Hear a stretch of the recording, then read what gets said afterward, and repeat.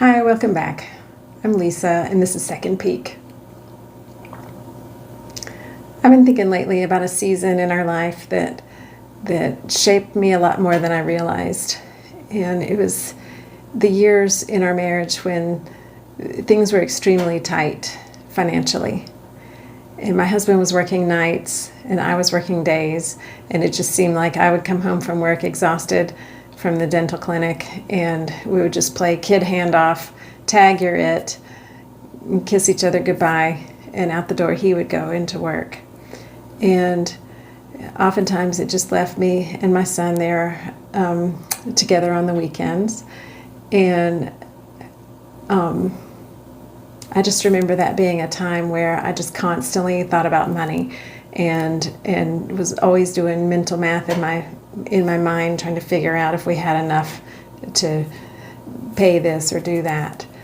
And one of the things I remember that really hit hard was that oftentimes we'd have to say no to our church friends who would invite us out to lunch. It could even be just something cheap like Mexican food. And we'd have to say no because we only had $5 in our bank account at the time. And it just felt so embarrassing.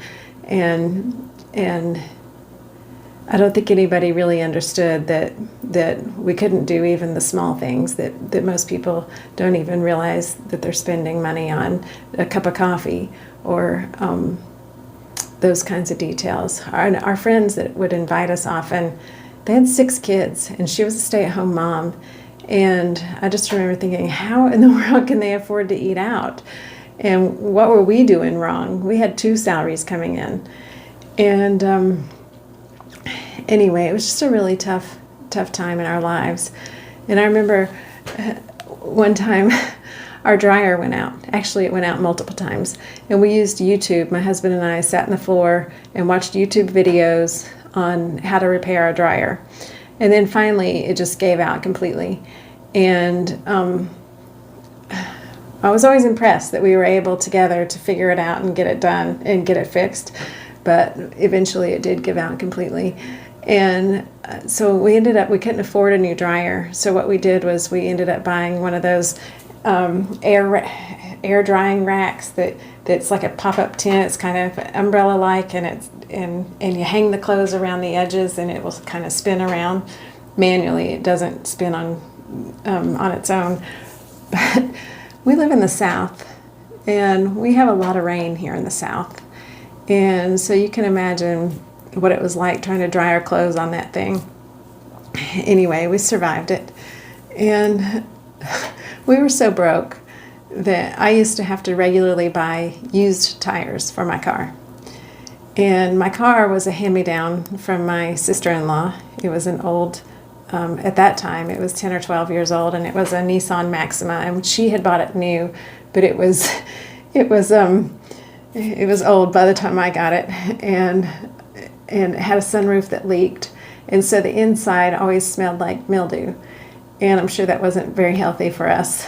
And anyway, so I learned about this tire place downtown, and it was called Reasonable Ron's. The best place in town to take a leak. That was their mantra.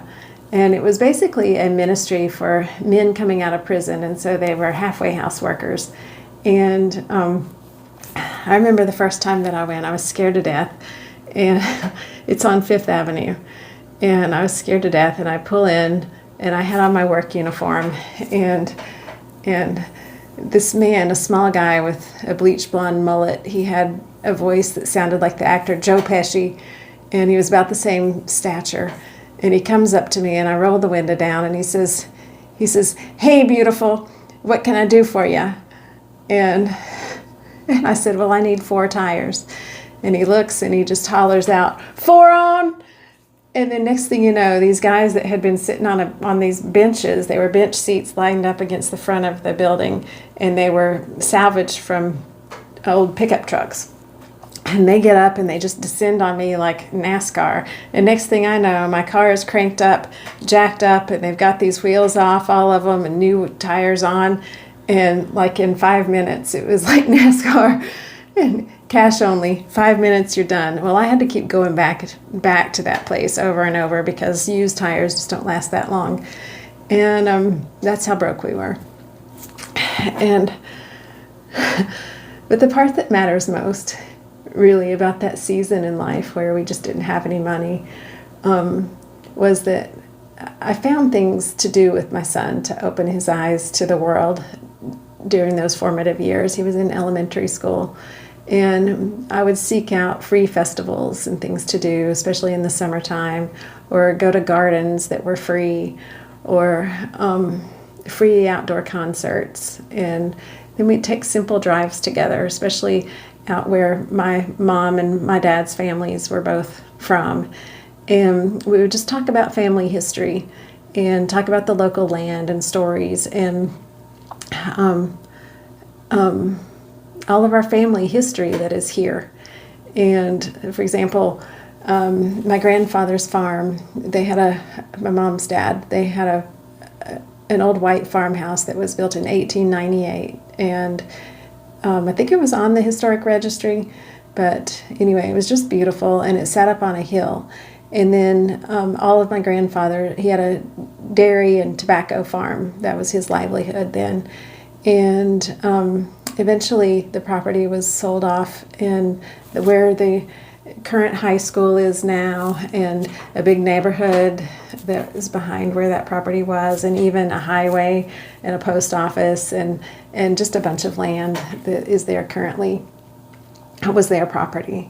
And then not far behind that was my dad's brother's property, which was also a farm, but this one was a fruit and berry patch, just kind of a pick your own kind of a farm. And he was a kind of a local celebrity. The news would come out and talk to him because he was a professor of, he was the dean of food sciences at the University of Kentucky. And then when he retired, he had this fruit and berry patch. So they would come and interview him often. And he was just kind of a staple in the land, and everybody knew his farm.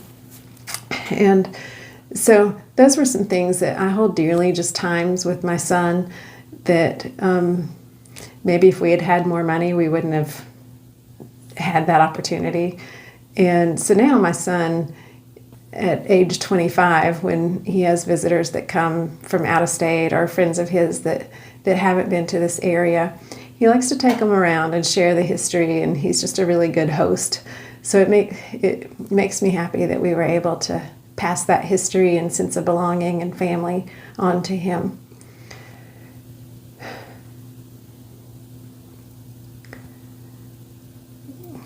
You know, sometimes years later, you realize that those times when you think that you're just barely holding on, you just wonder,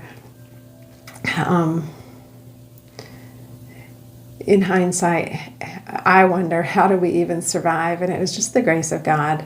And I didn't understand it then, that all that hardship helped us to become closer as a family and really shape what matters most. But I can see it clearly now. Life wasn't empty. Money was tight.